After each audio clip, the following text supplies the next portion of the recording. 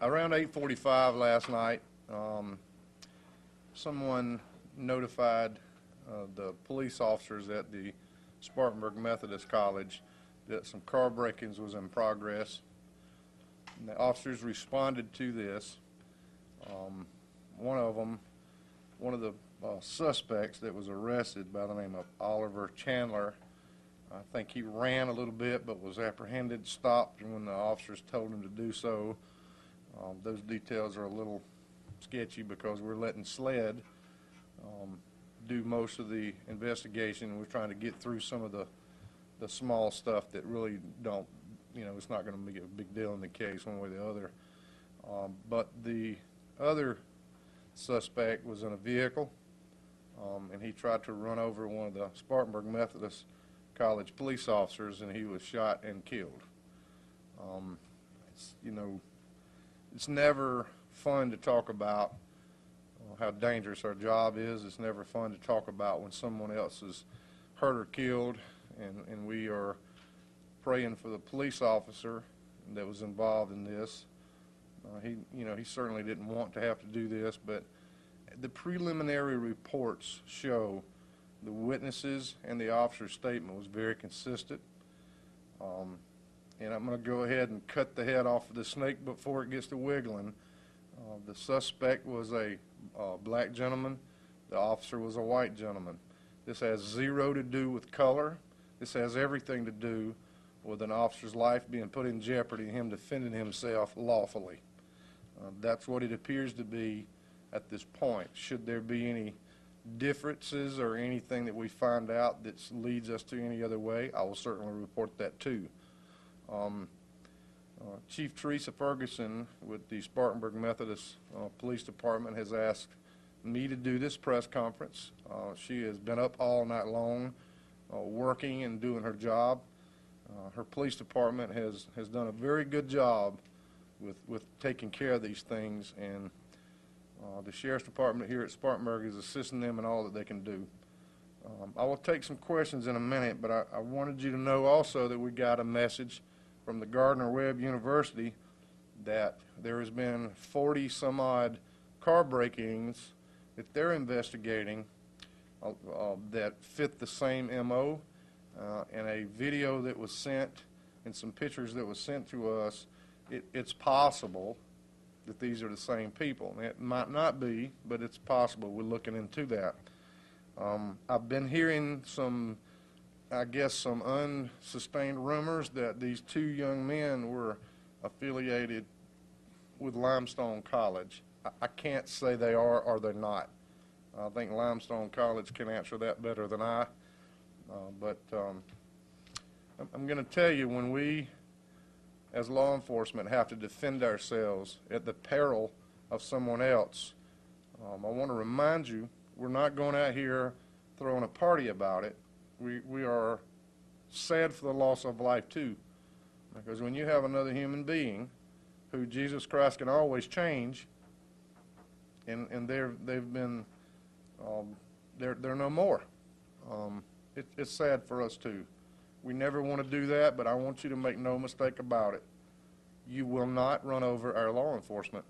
You will not try to hurt our law enforcement. We are trained to try our best to stay out of those situations, but sometimes our duty calls us to be in just those spots. And I'm sorry that the family of this young man lost their loved one, and I want you to remember that the family was at home and not doing anything. This young man just made a terrible choice that cost him his life. I certainly want you to remember the police officer that had to do this in your prayers. He's hurt too. He's devastated because no one wants to do this. So at this point, I will try, and I want to let you guys know up front, there's a limited things I can tell you about this case, because SLED is the primary investigation of it, because SMC is in Spartanburg County, and we're very familiar with that department. We cross-train, we help one another, so they're just an extension of the Sheriff's Department. So it's right to let SLED, who has no interest in this case whatsoever, to do the investigation. Any questions? Sheriff Wright, do you happen to have the name of the officer that was involved? We do know who it is, but on the request of Spartanburg Methodist College, we're going to wait till Thursday to release that, but yes, we will release it. What's their status? What, you know, their status? Are they on administrative leave? Or I'm going to say they're on paid administrative leave. Did Chief? either of the young men involved have criminal records? I don't know that. I can get that to you, but I don't know it at this point. The suspects didn't go to SMC. Any idea what they might have been doing there? I think they were actually coming to watch some kind of a sporting event there. Now, what it was, I don't know. Is it basketball season? Okay, it's basketball season. If I had more time to myself, I'd know these things. Sorry. Yes, ma'am. There are reports that a second officer was hurt. Do we have any condition update on I haven't heard anything about any of the officers being hurt. Now, obviously, if I find that out, we'll put it out in a press release for you to know, because we don't want to hide any of that stuff. But I hadn't heard of anybody getting hurt. Can you speak to the cross-training you were talking about with SMC officers and your office? Sure. We have a very large department here. We're very blessed to have the training staff that we have here that is super professional, and we train along beside them. They train along beside us, because campus life is different than going out here on the roads. And there's some things they can teach us about how things do at the colleges and so on and so forth. Sheriff, I know there's no body cam or dashboard camera of this. Is there a surveillance camera or something on the campus that may have captured? There were some there. I haven't seen them, so I can't answer you what was seen and what was not seen. Now, I do know that the college had just purchased some body cameras. They're not in working order yet, because this is not the same thing that you go buy at Best Buy or wherever. I guess I better plug for Radio Shack too. Anyway, you just don't go buy those over the shelf and stick them on. There has to be there's some IT stuff, if y'all understand that IT stuff. You said there was a witness. Is that There's- another officer, a student, faculty? There were some witnesses, and to answer your question, I don't know if they were SMC students or just some visitors as well. But they were black and white, and they all was consistent in what the officer's statement was. Can you speak to whether the officer that fired the shot was a armed security guard, campus security guard, or whether they were a certified police officer? He was a certified police officer, because he used to work at a different agency that would certify him. How's his condition? How is he? Well, you know, as you know, he is at home, and he's hurting mentally about all this stuff too. I'm telling you, this is never ever fun for the officer. We understand it's our role. It's like a soldier when they go to war. They understand that they have to do that, but until it happens, it doesn't really come personal to you until it happens. So, you know, he needs your prayers too. Did the chief say why they were waiting till Thursday to release the officer's name? Is there something? No, sir. special? No, sir. I don't know. You know. Yes, ma'am. Can you talk about your response from your office and how soon you guys got there, alerts coming out, that kind of thing? I got a call from the chief last night around 8:45, 8:50. I don't know. It was right close to after it happened. So immediately I called one of the lieutenants here, and he and his team responded along with their ID people. Now, our ID people go out there at the sled's direction, you know, because they have their own team, and sometimes they want us to do this stuff, and they want to get all the other stuff. So all that's details I can't answer to you right now, but we go out and assist them in any way possible. And we have to be super careful not to be in the investigation. We just, you know, we are going to be helping running down witnesses and, you know, stuff like that, which will gift us lead. So you guys weren't called through dispatch, you were called directly from the chief then? I was called from the chief. Now, the dispatch probably made those calls, but I was called by the chief on my cell phone. Did the chief give any alerts about when those alerts were sent out to campus kids, how they knew? I don't know those answers. She can answer those whenever she can put a press release together, but I'm telling you, she hadn't been to sleep in about 2 days, so, you know, give her some time, and maybe somebody from the administrative staff over there can give you those answers that you need. Did the officers come across the two gentlemen on the rounds, or did somebody call it in? No, someone apparently texted the officers or called. I know that somebody was texted, and I can't verify who.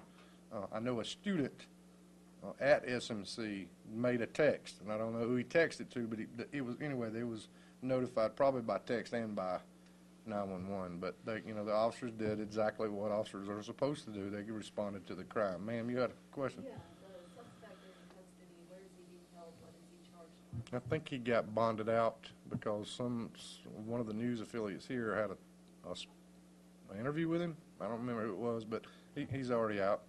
You want to see my surprise face? Anyway, Sheriff, the vehicle that was involved, is that the deceased vehicle, or was that a vehicle that they had broken boss man, into? I don't know. I think it's one that they had brought to the campus, but I don't know the answer to that, Daniel. I will get it for you. Do you know how long those other break-ins had been going on for that were reported at the campus? I was kind of made aware of it today, actually, about the other break-ins.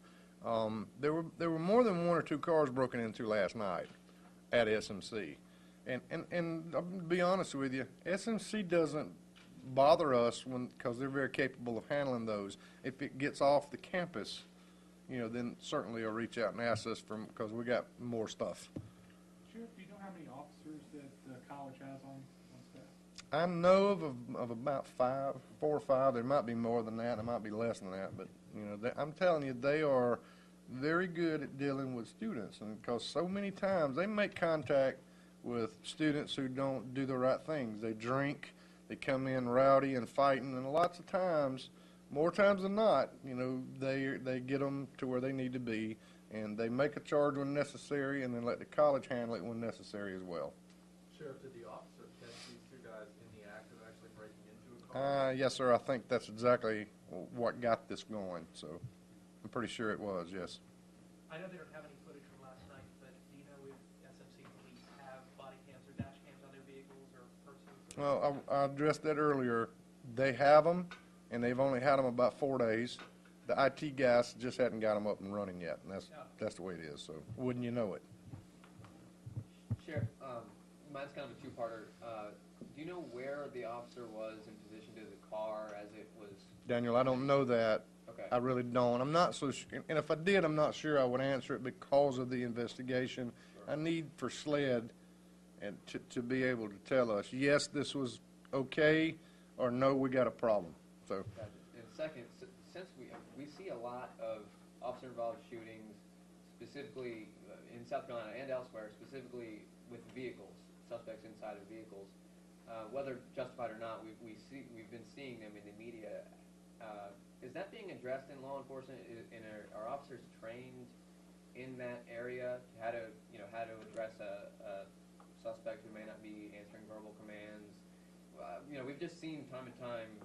Again, I mean that's a little exaggerating, I guess, but we've seen several cases where it's an officer by a door or in front of the vehicle, and there's a yes, a Daniel, confrontation. to answer your question, yes, we do train on those kind of things. And as I was stating earlier, police work is very dangerous, and sometimes we're just kind of hung out there, and we have to do what we have to do.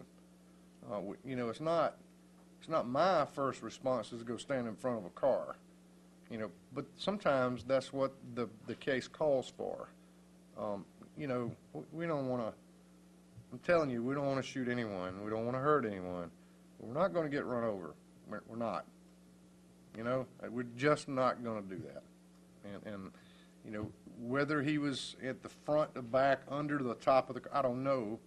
I don't let SLED tell us, because they got some scientific evidence they'll be able to, you can't get away with that if it's not true. So I want to make sure SLED gives us a report and says, yes, this was lawful, or no, it wasn't, and we will. Sheriff, have you going to address the weapons on either one of the suspects? Were weapons found on either one of them? I'll be honest with you, I haven't asked. I don't know that. I don't have a clue. The car was the weapon, though, I can tell you that. In this case, the vehicle was the weapon.